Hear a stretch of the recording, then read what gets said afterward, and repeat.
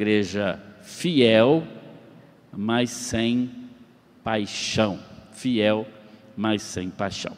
Então eu queria que você abrisse a sua Bíblia, ou acessasse a sua Bíblia aí no seu smartphone, no livro do Apocalipse, é o último livro da Bíblia. Nós vamos ler o capítulo 2 de Apocalipse,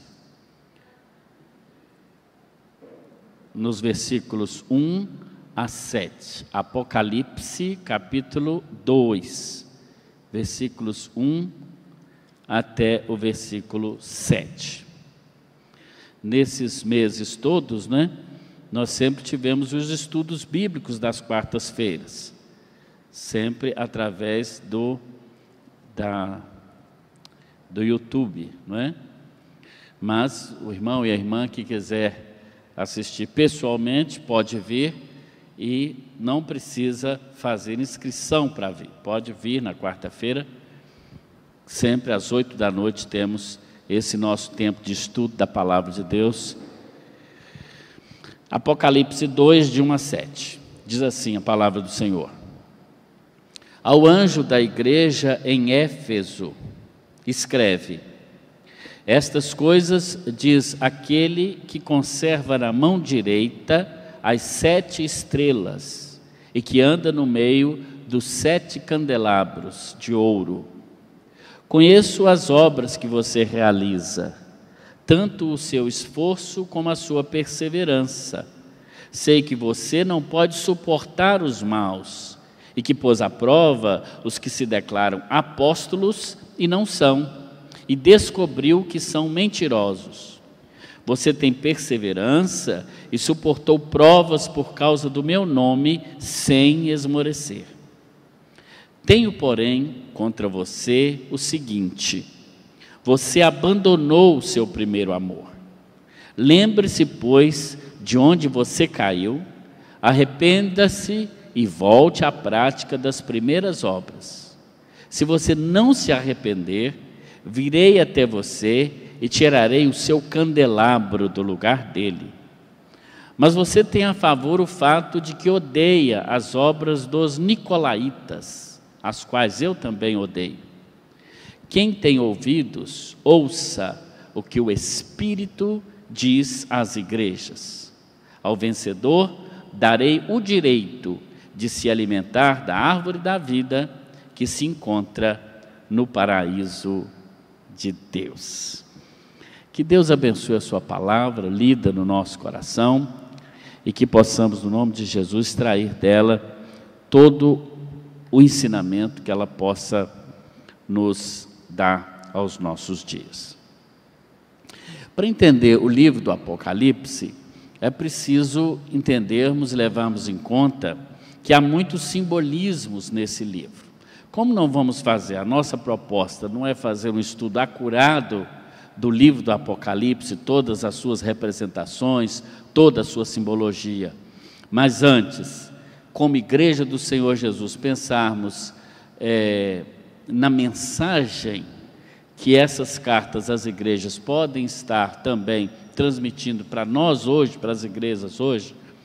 Então, nesse caso, o nosso objetivo vai ser exatamente pensar do ponto de vista da igreja do primeiro século e o que ensinamento podemos extrair dos textos bíblicos, especialmente dos capítulos 2 e 3 do Apocalipse, e em que medida a mesma exortação, o mesmo conselho podem servir também para nós, como igreja do Senhor Jesus, nos nossos dias, não é?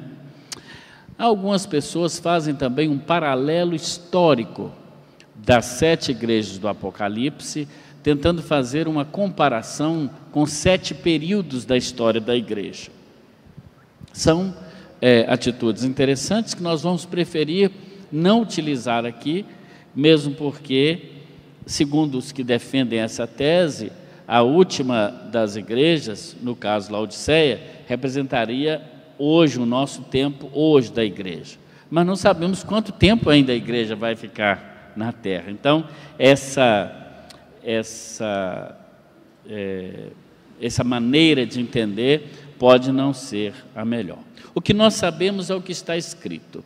O Senhor Jesus se manifestou a João, apóstolo do Senhor Jesus, discípulo de Cristo, e esse estava exilado na ilha de Pátimos, e ali ele lhes revela aquilo que iria acontecer. Daí o nome Apocalipse, ou revelação.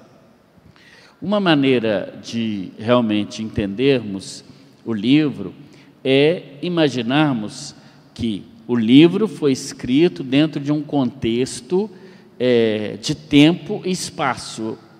Então, nesse caso, para aqueles primeiros cristãos, esses escritos, eles precisavam fazer sentido.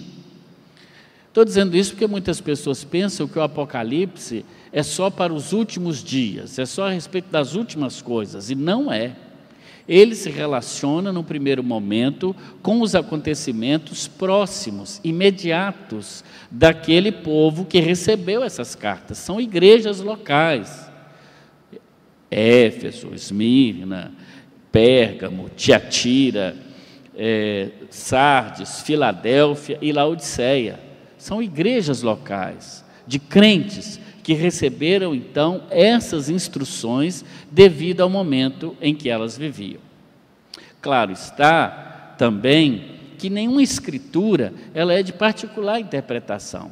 Então, nesse caso, assim como tomamos a carta aos Tessalonicenses, aos Efésios e aos Gálatas, aos Colossenses, etc., como também sendo para o nosso viver diário atual, e que esses ensinos, eles são princípios, então, assim entendemos também que essas cartas, elas são princípios da igreja hoje, e que nós, Igreja do Senhor Jesus do século 21, podemos, e aliás, estamos vivenciando tempos como aqueles do primeiro século. Mas não podemos deixar de entender que uma primeira maneira de interpretar esses textos é pensar no público a quem eles foram primeiramente escritos. Dito isso, vamos então pensar na cidade de Éfeso, que é exatamente onde estava a igreja para quem o Senhor Jesus escreve, por intermédio do apóstolo João, esta carta. Era a maior cidade da antiga província da Ásia. A gente fala Ásia, mas essa Ásia de que fala aqui o Novo Testamento, não é aquela a Ásia que hoje nós chamamos de Ásia, Japão, Filipinas, etc. Não.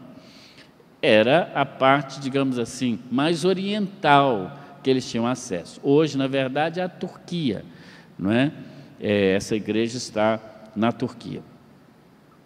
E Éfeso, a igreja de Éfeso, de certa maneira, ela retrata as igrejas todas que viveram o que nós chamamos do final da era apostólica.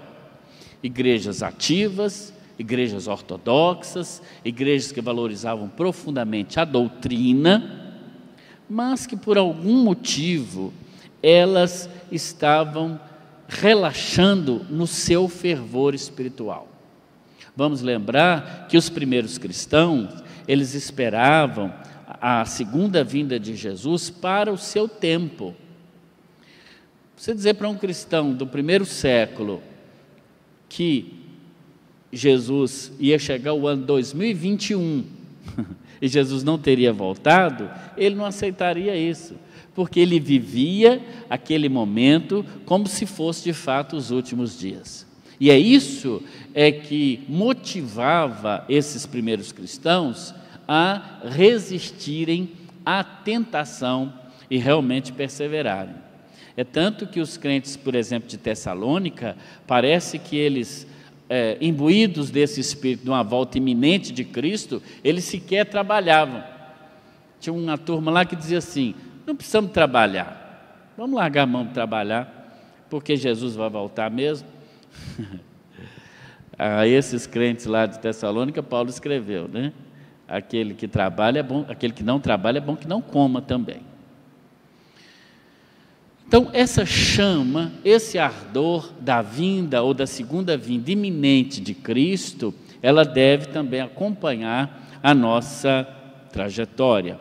E por isso, porque Cristo não vinha, os crentes mais antigos iam morrendo e Jesus não vinha, os apóstolos iam morrendo e Jesus não voltava. Então, de alguma maneira, eles estavam perdendo um pouco aquele fervor espiritual. Junto com isso, surgiram também, no final do primeiro século da era apostólica, muitas heresias, muitos ensinos errados, travestidos de cristianismo. Os cristãos judaizantes já estavam ali no meio, tanto é que Paulo escreve, né, uma carta muito esclarecedora aos Gálatas, exatamente chamando a atenção para que os cristãos não deixassem a sua forma de crer, mas que, pelo contrário, continuassem firmes, não aceitando o velho fermento do judaísmo para levedar toda a nova massa do cristianismo. Mas um outro ensinamento surgia por aquele tempo, e um dos que causaram mais problemas entre os cristãos era o chamado gnosticismo. O gnosticismo era uma doutrina falsa, mas que tinha uma aparência de cristianismo. Entre outras coisas, eles afirmavam que junto com Deus existia um demiurgo, um semideus, não é?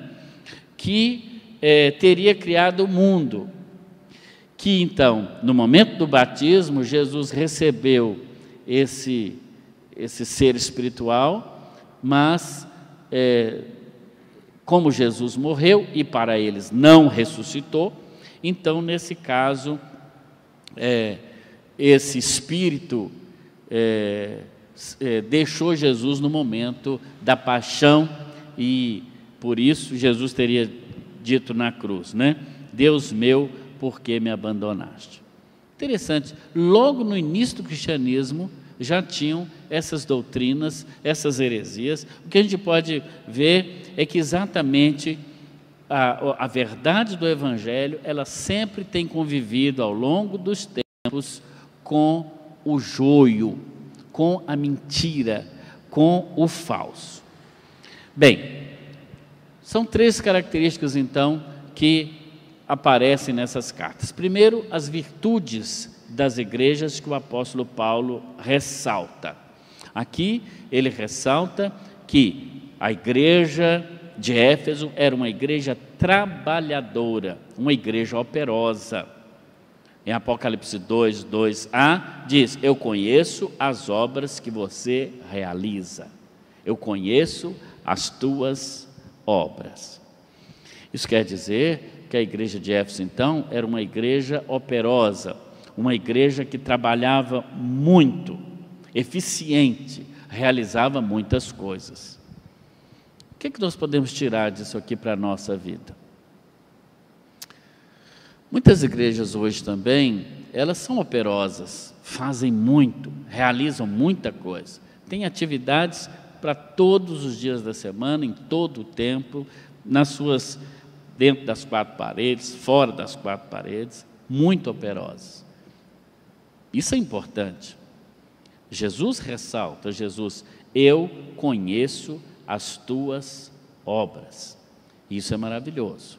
Então, ressalta-se então que uma igreja que procura servir nos mais variados momentos e etapas da vida das pessoas e também com as mais variadas pessoas, é uma igreja a quem Jesus ainda hoje certamente vai elogiar. Também uma outra característica que é elogiada por Jesus é que ela é uma igreja fiel. Uma igreja fiel e perseverante, não é? Ou seja, essa igreja é aquela que se esforça também no que pode ser chamado da doutrina. Ele diz assim: você não suportou, ou você, em outra tradução diz assim, puseste à prova os que são chamados apóstolos e não são, e tu os achastes mentirosos. Tudo indica que o apóstolo está se referindo exatamente àqueles que estavam dentro da igreja, ensinando heresia, ensinando um falso ensino, ensinando o gnosticismo, não é? E se diziam, eles mesmos se autodeclaravam apóstolos, né? Mas os próprios crentes de Éfeso, eles mesmos se levantaram e eles mesmos baniram então esses falsos apóstolos do seu meio, não é? Interessante para nós hoje também, né?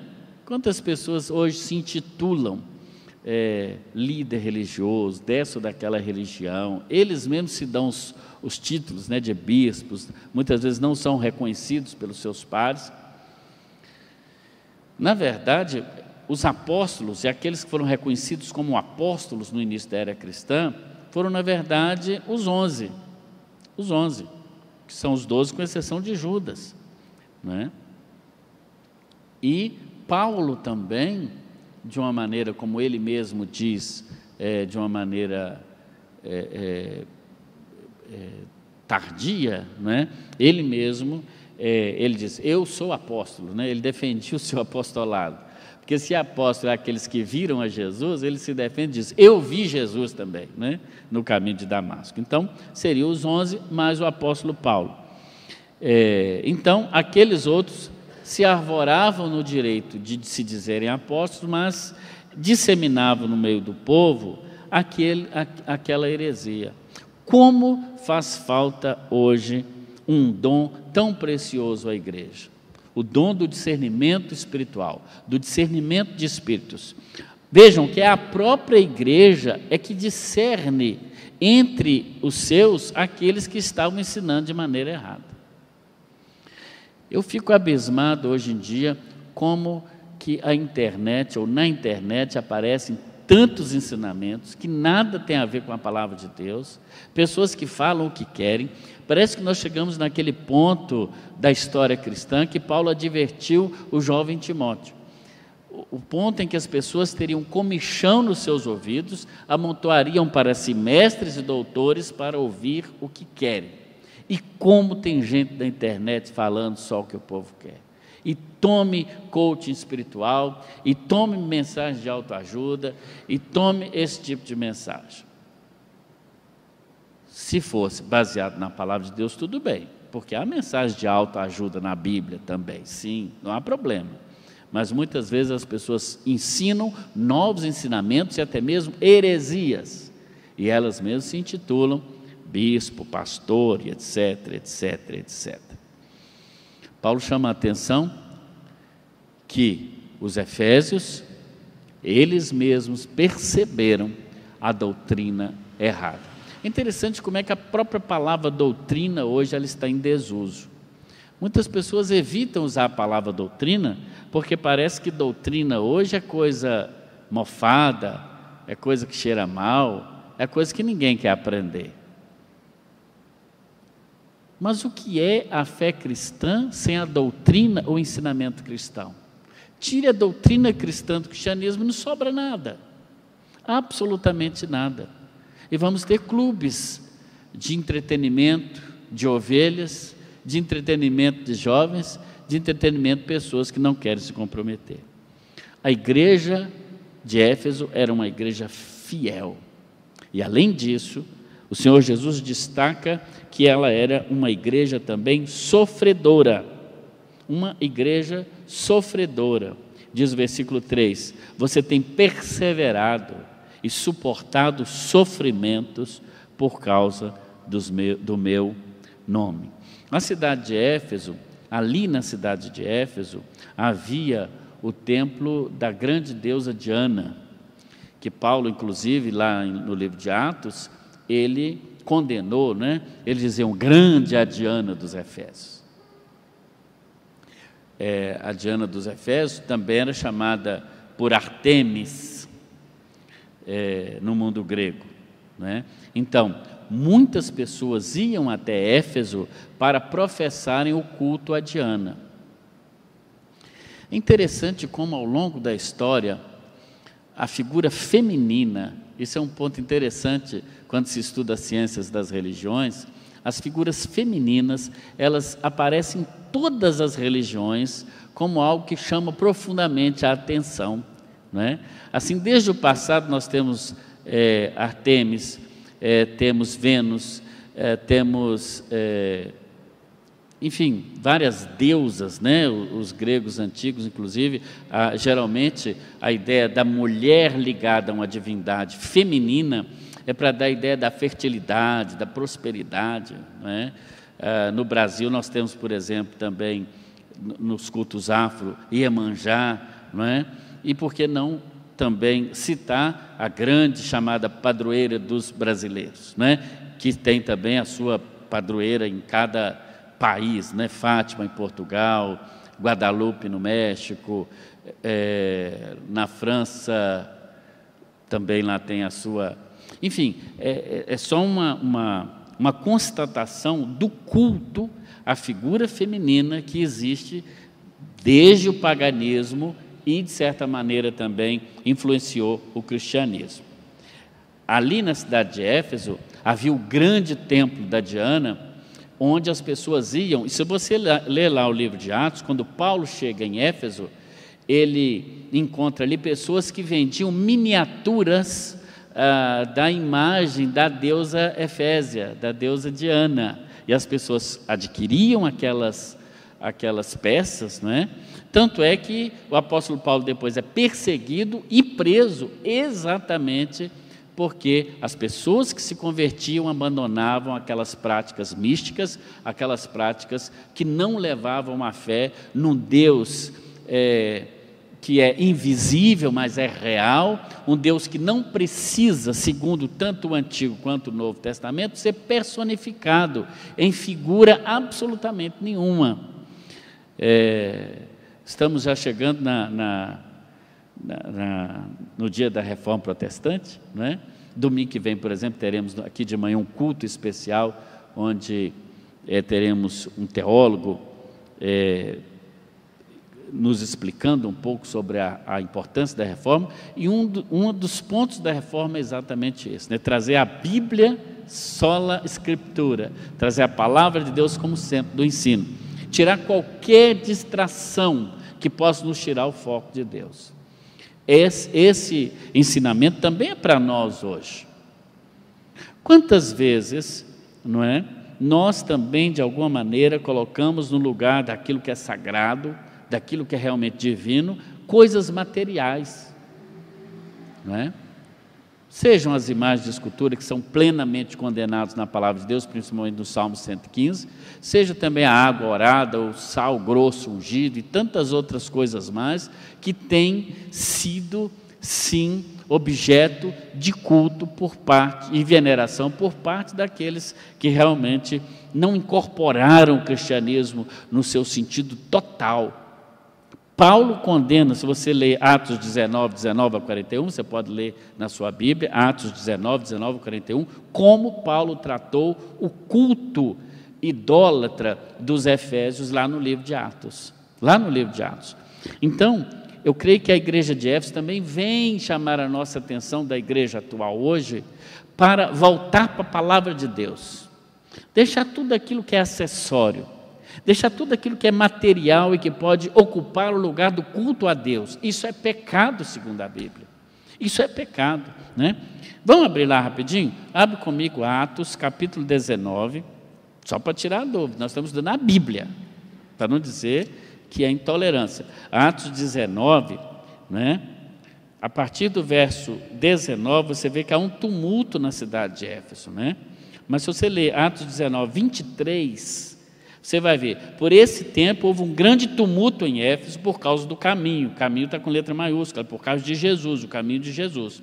Pois um ourives, ou seja, um sujeito que fazia artes de ouro, né, chamado Demétrio, fazia modelos de prata do templo de Diana, e que dava muito lucros aos artífices, convocando juntamente com outros no mesmo ofício, de senhores, sabem que a nossa prosperidade vem desse ofício, ou seja, de fazer miniaturas do templo de Diana. Verso 26, Atos 19.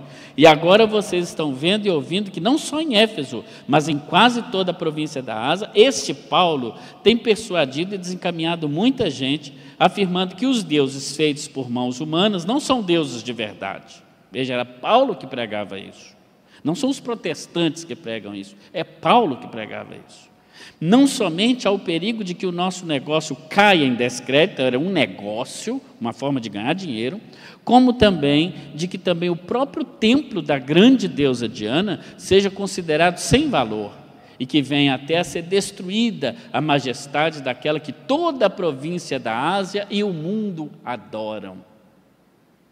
Ouvindo isso, verso 28, ficaram furiosos e começaram a gritar: grande é a Diana dos Efésios.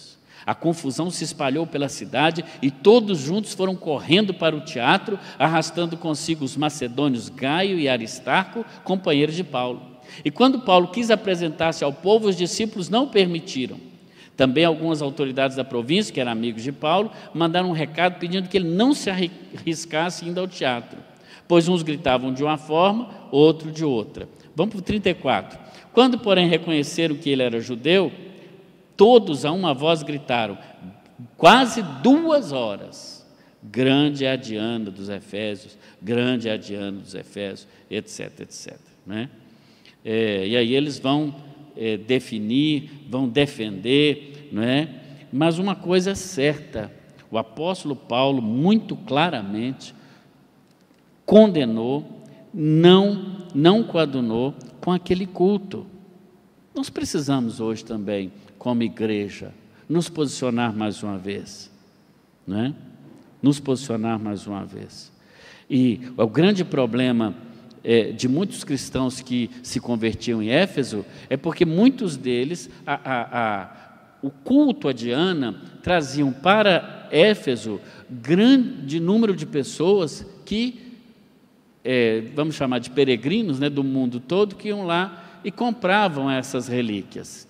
Então, o comércio da cidade, a vida econômica de Éfeso dependia, de certa maneira, do culto a Diana, como os grandes centros de peregrinação do mundo inteiro, né? No Brasil mesmo temos Aparecida, no México temos Guadalupe, Fátima em Portugal, um centro de peregrinação, enfim, e de outras religiões também, como Meca e etc. Movimenta o comércio local. E muitos que se convertiam, então, por que eles sofriam? Por que era uma igreja sofredora? Porque muitos não continuavam o seu comércio, claramente, né? Porque se converteu, entendeu que aquilo que não serve para si, não serve para o outro. Então, eles deixavam a sua profissão e passavam até dificuldade. Por isso que o Senhor Jesus, é Jesus que está escrevendo, né? Eu sei as tuas obras, não é? E ele diz, eu sei que você não pode suportar aqueles que dizem apóstolo, e verso 3 do capítulo 2 de Apocalipse, você tem perseverança e suportou as provas por causa do meu nome, sem esmorecer. Isso é bênção demais. Isso é bênção demais. Como hoje em dia nós cristãos abrimos mão tão facilmente de princípios que são nossos, que são princípios importantes da palavra de Deus. A fé precisa continuar a ser defendida.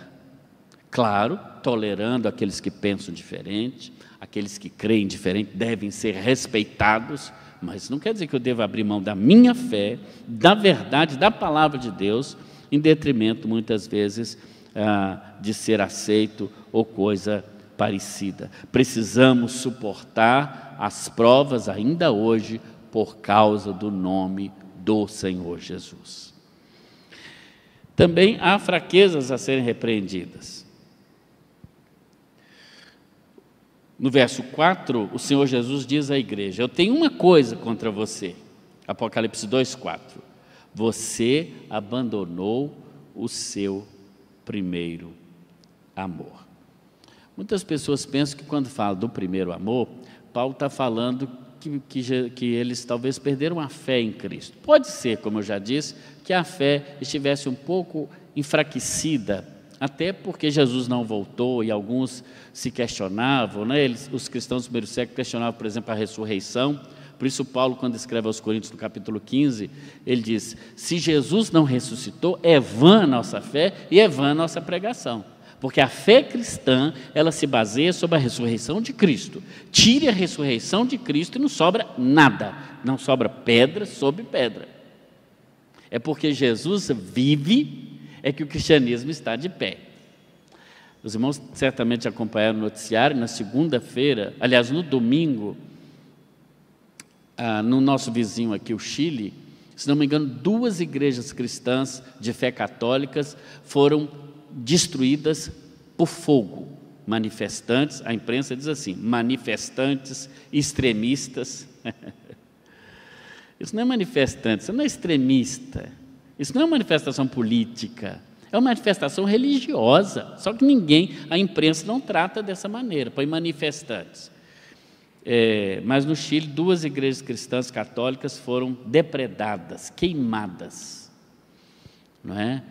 Foi triste ver aquelas igrejas com vários anos de fundação sendo queimadas, e os seus objetos de fé, no caso imagens, muito embora nós protestantes podemos não concordar, mas nós morremos para defender o direito, mesmo daqueles que creem diferente de nós, mesmo não aceitando como nossa a sua fé, mas respeitamos o direito que todos os credos têm de professar a fé no que desejarem.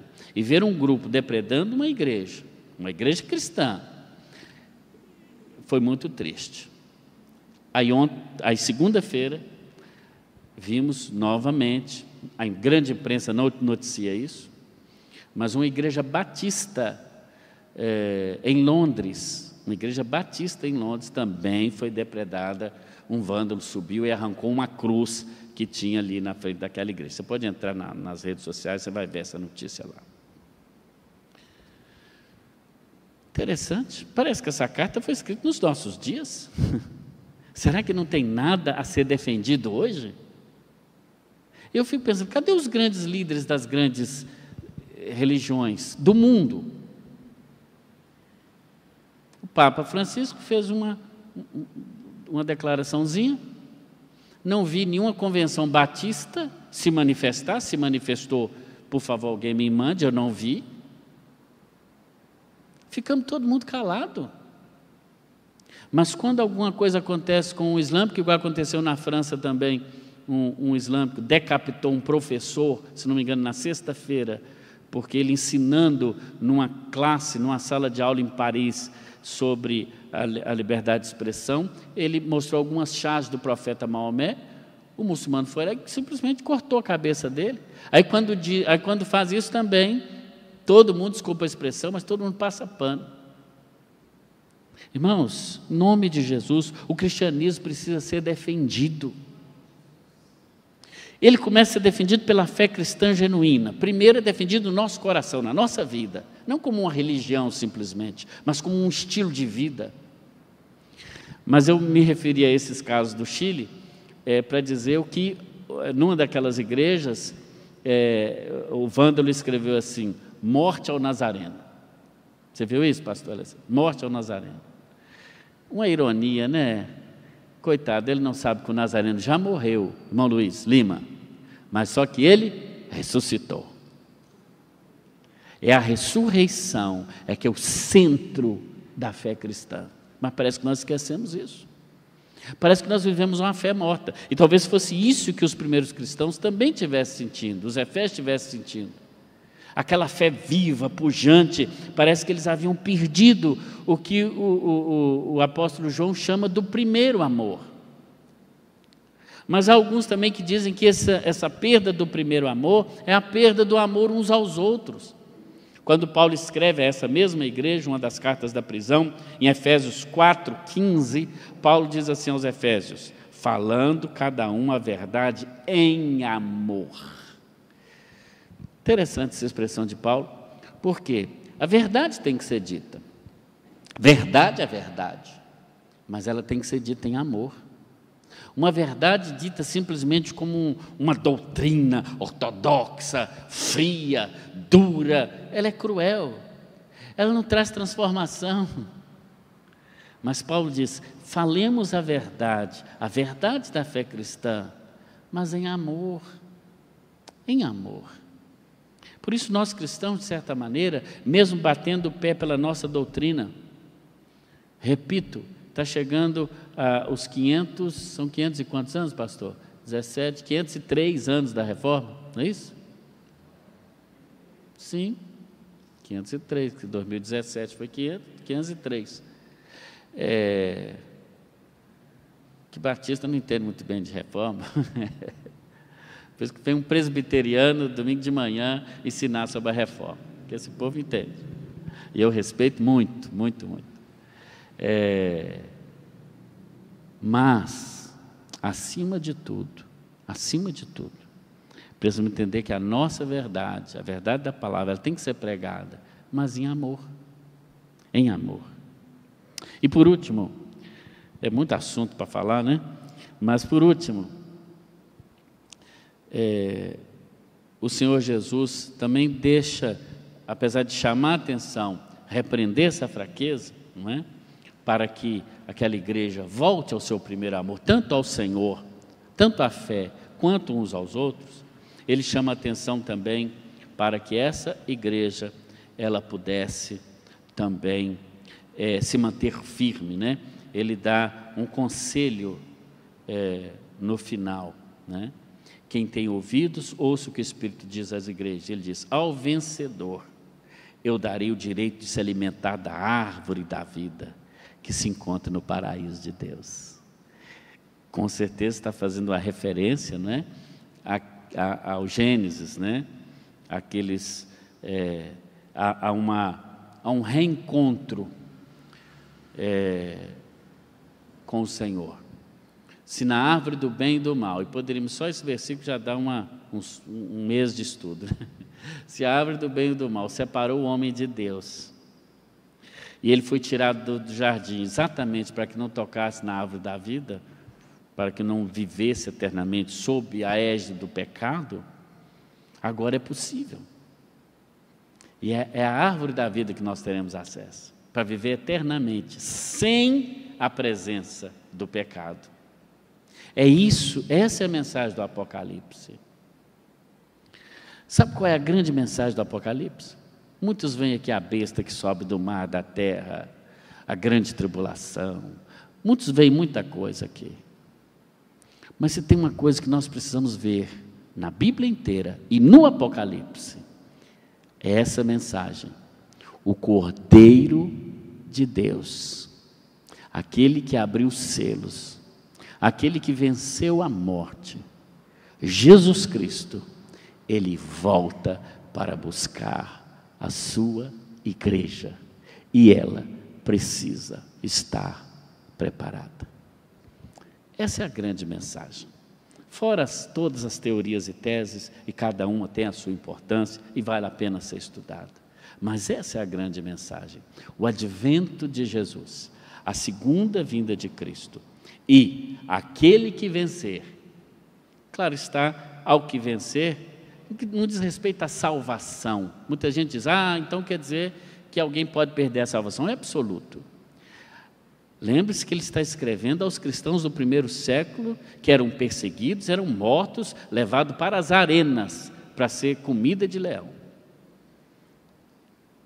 Então, o Senhor Jesus, através da pena de João, ele está dizendo, ao que vencer toda essa provação, toda essa perseguição, ao que vencer tudo isso, ele vai se alimentar da árvore da vida, que se encontra no paraíso de Deus, em nome de Jesus, em nome de Jesus. Quais as igrejas do nosso tempo que podem estar nessa condição? Talvez igrejas que valorizam muito a doutrina, muita ortodoxia, em detrimento do fervor espiritual. Tem muito conhecimento, muito aprofundamento, mas não tem fervor espiritual, não tem amor uns pelos outros, não tem glória a Deus, não tem aleluia, não tem nada, mas tem muito conhecimento. Isso é muito bom. Quando aparecer um falso apóstolo, rapidamente ele vai ser colocado para fora. mas a verdade ela tem que ser dita em amor. E precisamos defender a fé, defender a verdade, mas amar uns aos outros. Ouça, quem tem ouvidos, o que o Espírito Santo diz às igrejas. É o conselho de Jesus a todos que ouvem essa palavra, em nome de Jesus. Que essa palavra possa ter enriquecido a sua vida. Se você tem perguntas, você pode encaminhar, não é? E nós também poderemos tentar responder as suas perguntas.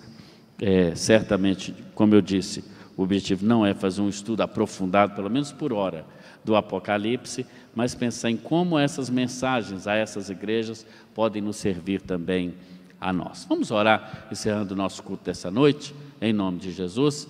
Pastor Alessandro, pode vir falar quais são os motivos de oração? Pega o microfone ali, pastor, por favor.